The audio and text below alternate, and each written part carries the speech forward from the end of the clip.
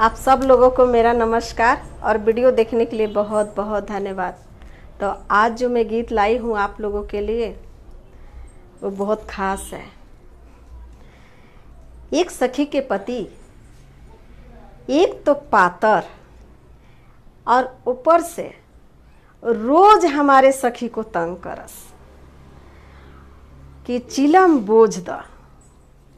वो बेचारी चिलम बूझते बूझते उब गईली और कहतरी कि अब हमरा से चिलम ना बुझाई, अब हम चिलम को फोड़े। तो सुनिए गीत में। यदि ये गीत पसंद आता है तो लाइक, सब्सक्राइब और शेयर जरूर करें और कमेंट में लिखें ये गीत कैसा है। हरे एक पिया पातर, हरे एक पिया पातर, पतरेंगावा हो लाल, बोझी मांगे तलपी, चिलमिया हो लाल, बोझी मांगे तलपी, चिलमिया हो लाल, बोझी मांगे तलपी।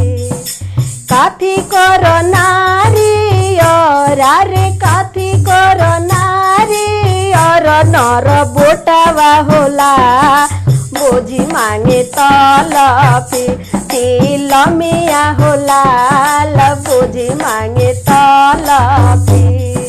सोने करो नारी और अरे सोने करो नारी और नर बोटावा होला, बोझी मांगे तलपी, चिलमिया होला, बोझी मांगे तलपी, चिलमिया होला, बोझी मांगे तलपी। हरे हम रोज जरेला, यारे हम रोज जरेला, चिटुकिया होला, पियावा के जरेला, कर जावा होला, पियावा के जरेला, कर जावा होला, पियावा के जरेला। अब सुनिए, अब तागर वाली तक का कहतरी। अरे अपने जे सुतेले, अरे अपने जे सुतेले, अटरिया होला, हमारा के भेजेले, बसवरिया होला, हमारा के भेजेले, बसवरिया होला, हमारा के भेजेले। हर कारी बिछी मरली, अरे कारी बिछी मरली, अटरिया होला, सोने फूल फूलेला, बसवरिया होला, सोने फूल फूलेला, बसवरिया होला, सोने फूल फूलेला। अब खिसिया गइल बारी तो सुनी का कहतरी। अरे फोरब में नारी और अरे फोरब में नारी और नर बोटावा होला, बोझी मांगे तलपी, चिलमिया होला, बोझी मांगे तलपी।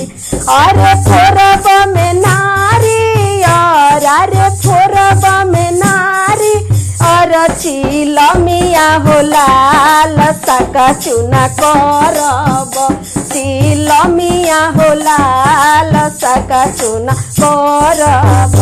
अरे फोरब में नारी और अरे फोरब में नारी और नर बोटावा होला, सका चुना करब, चिलमिया होला, सका चुना करब, चिलमिया होला, सका चुना करब।